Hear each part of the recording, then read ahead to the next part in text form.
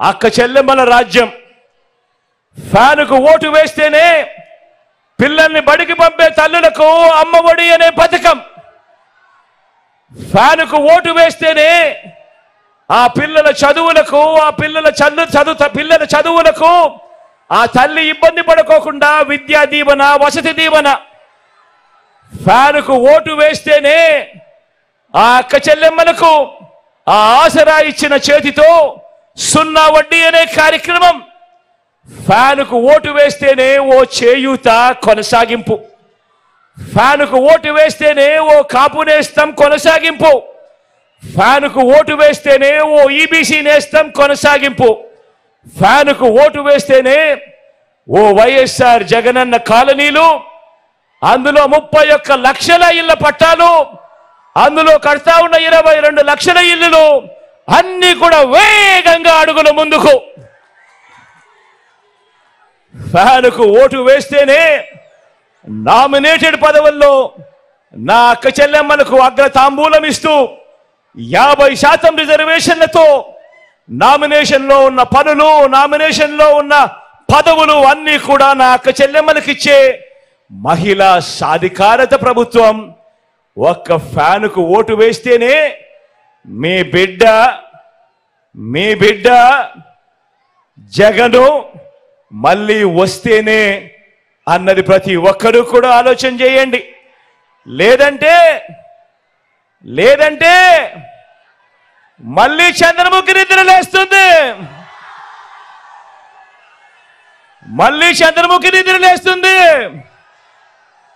పసుపుపతి నిద్ర లేస్తాడు. వదల బొమ్మాలి వదల అంటాడు. అక్క చెల్లెమ్మలకు గుర్తుందా? పొదుపు సంఘాల విషయాలు గుర్తున్నాయా? మోసం చేసిన విషయాలు గుర్తున్నాయా? మళ్ళీ అక్క చెల్లెమ్మల బ్రతుకులన్నీ కూడా అతలాకుతలం అవుతాయి. గుర్తు పెట్టుకోమని కోరుతా ఉన్నా. అందుకే ఓటు వేసే ముందు మీ కుటుంబంలో ఉన్న ప్రతి ఒక్కరూ కూడా ఆలోచన చేయండి. ఓటు వేసే ముందు ప్రతి ఒక్కరూ కూడా మీ పిల్లలతో ఆలోచన చేయండి, మీ భార్యలతో ఆలోచన చేయండి, మీ అవ్వ తాతలతో ఆలోచన చేయండి, మీ ఇంట్లో ఉన్న ఆడపడుచులందరితో కూడా ఆలోచన చేయండి. కూర్చొని 1కి 10 సార్లు ఆలోచన చేయండి. ఓటు వేసే ముందు ఎవరి వల్ల మంచి జరిగింది, ఎవరు ఉంటే మీ ఇంటికి మంచి జరుగుతుంది అన్న ఆలోచనతో ఓటు వేయండి అని మీ అందరితో కూడా కోరుతా ఉన్నా. అందుకే మళ్ళీ చెప్తా ఉన్నాను. అందుకే ఈసారి జరగబోయే ఎన్నికలు కేవలం ఎమ్మెల్యేలను, ఎంపీలను ఎన్నుకునే ఎన్నికలు కావు.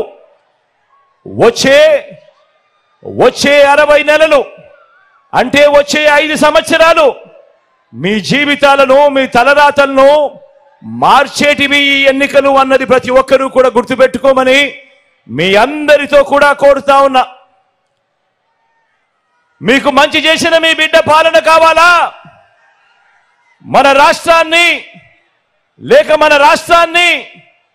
తాను తన పెత్తందారులు అందరూ కలిసి దోచుకున్నది పంచుకునే కూటమి పాలన కావాలా, చంద్రబాబు పాలన కావాలా అన్నది ఆలోచన చేయమని కోరుతా ఉన్నా. మీకు మంచి చేసిన మీ బిడ్డ పాలన మీ ఎదురుగా మీకు 5 సంవత్సరాలుగా 58 నెలల పాలనగా కనిపిస్తా ఉంది. ఆలోచన చేసి నిర్ణయం తీసుకోమని మీ అందరితో కూడా కోరుతా ఉన్నా. గత ఎన్నికల్లో వివిధ కారణాల వల్ల ఇతర పార్టీలకు ఓటు వేసిన వారిని కూడా ఆలోచన చేయమని కోరుతా ఉన్నా. ఇదే సందర్భంగా అడుగుతా ఉన్నా. కులం కారణం కావచ్చు, లేదా ఎప్పటి నుంచో ఆ పార్టీలో ఉన్నామన్న కారణం కావచ్చు, లేదా మరో ఇతరత్ర కారణం కావచ్చు. కానీ ప్రతి ఒక్కరూ కూడా ఆలోచన చేయమని అడుగుతా ఉన్నా. వాళ్ళను కూడా అడుగుతా ఉన్నా.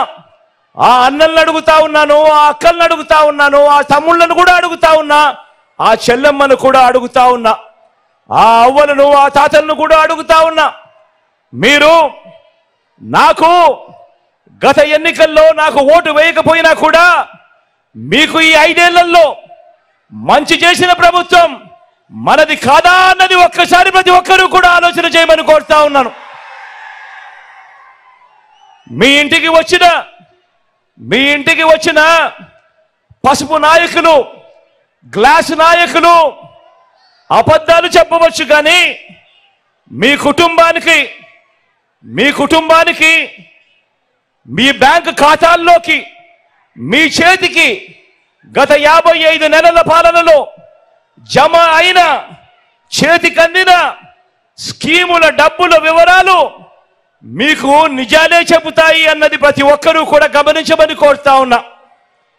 మీ ఇళ్లకు వస్తా ఉన్న వాలంటీర్ సేవలు, మీ ఇంటి ముంగటికే వచ్చిన పెన్షన్, మీ ఇంటి ముంగటికే వచ్చిన రేషన్, మీ ఇంటి ముంగటికే వచ్చిన వైద్య సేవలు, మీ ఇంటి ముంగటికే వచ్చిన సర్టిఫికెట్లు, పౌర సేవలు, మీకు అందిన ఇళ్ల పట్టాలు, ఇవన్నీ కూడా మీకు నిజాలే చెబుతాయి.